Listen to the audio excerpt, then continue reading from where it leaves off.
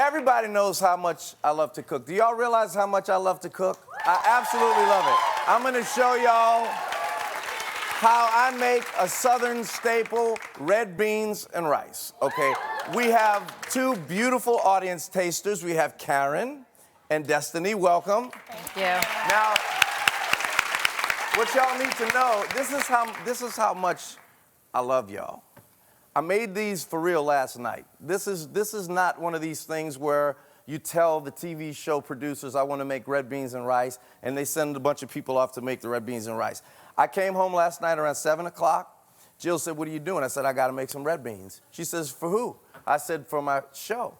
And she says, but it's 7 o'clock at night. They take a long time to cook. I said, I love my peoples. and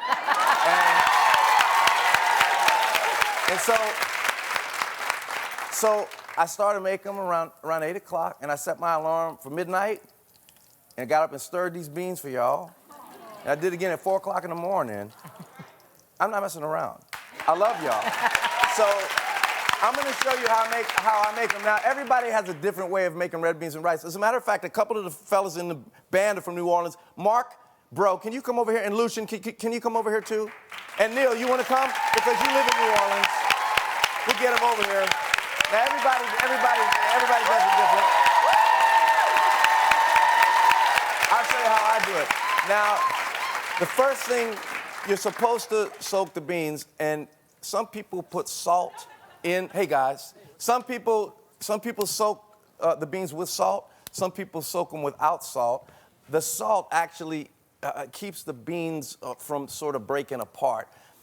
I don't really think it makes a whole lot of difference. I do think it's important to soak them overnight. I did not have a chance to soak these overnight.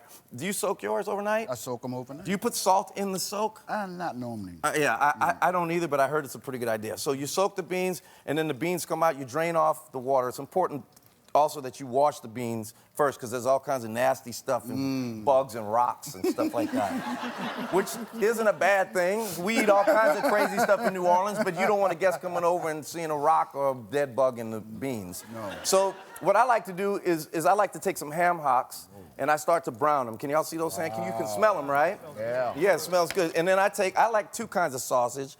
I like to use hot Italian sausage, and I like to use smoked sausage like kielbasa. Mark, what kind of sausage you put in your beans? Smoked sausage and Patton's hot sausage. So same kind of deal. So you basically slice the sausage up into little discs like that, and we'll throw all of those in with the ham hocks and brown them. We don't want to cook them too much, especially the smoked sausage, because it's already cooked. And then what you want to do is take the meat out with a spoon. This is how I do it. You take the meat out, and then after all the meat's out, I'm not going to take it out all right now. This is what I like to use. I put onions in there. My Uncle Ray used to say you can never use too many onions. He used to say, Barn, whenever you cook, make sure you put it over a bed of onions. And then celery. Some people use bell pepper. I don't use bell pepper. Do you use bell pepper? No, I don't use bell pepper. You like the bell pepper. Do you cook it all? No. Okay, great. Yeah. Now, Neil is single, so you better learn how to cook because it's important. And I actually, you saute that. I personally like to wait a little while on the garlic because I find that the garlic burns quickly. So I wait till the very end, put the garlic in. Then you take well, let's put the beans in first. And you take the soaked beans and you put those in. And then you pour water on it just to cover it maybe like an inch or two. And that's going to go for a while.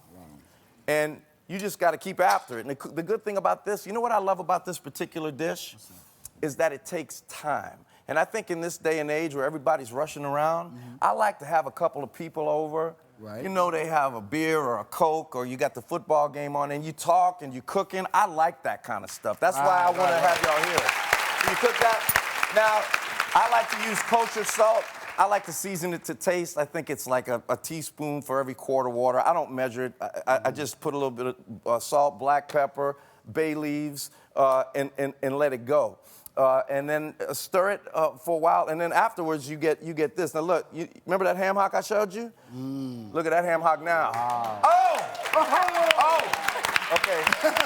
And then you put it over some rice. Right. All right.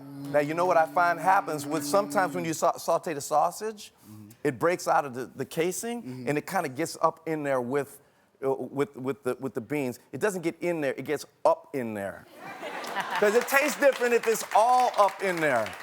There's in there, there's up in there, and there's all up in there. So that sausage is all up in there. Try this.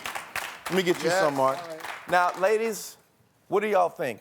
This is the best. I've Really? ever tasted. You like it? Absolutely. Are you just saying that? Oh my God, so good. You like it? All right now. Let me give some to you. Oh my gosh, If you like, so good. if you like this recipe, Yes. you can get the. If you like this recipe, you can get the recipe, the complete recipe on HarryTV.com.